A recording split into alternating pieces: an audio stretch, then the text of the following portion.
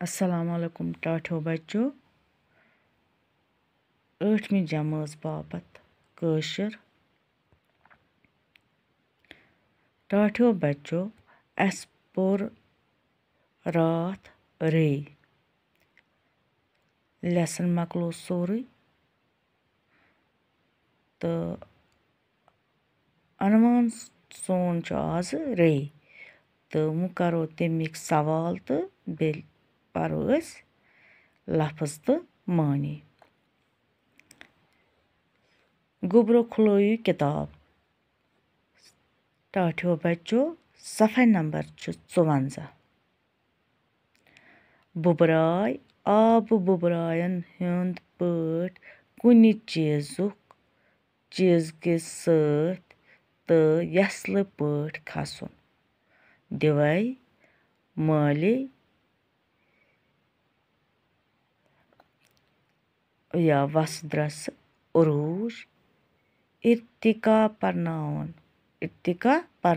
थोद खसुन या तरक्की करन काड जेठ राउन वाश कड़ित या वसत दिन द्रमन कोट द्रमनस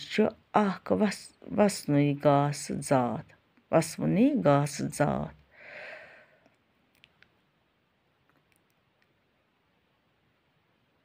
तो गुबरो मु परो दुयम सवाल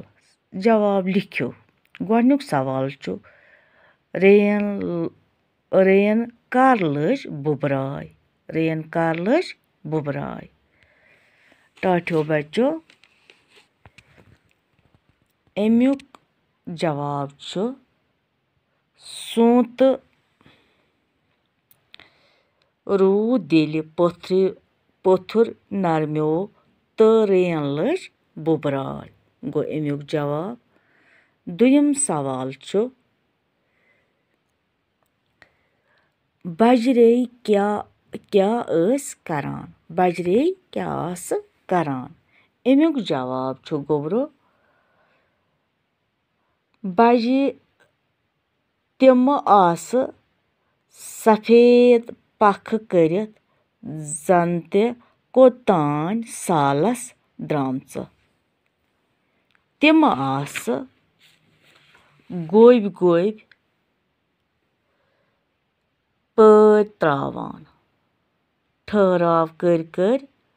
वड़न संभालान तो मज काड कड़ान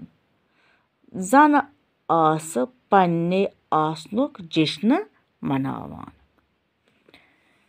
त्रीम सवाल छु टाठो बच्चों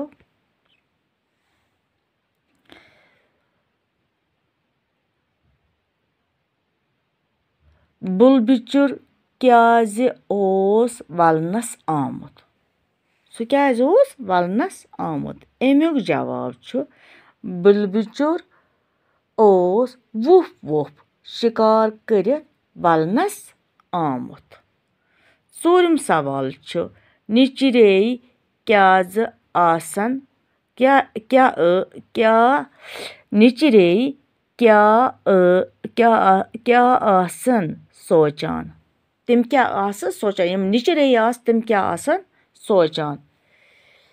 एमुक जवाब छु गोबरो निचरे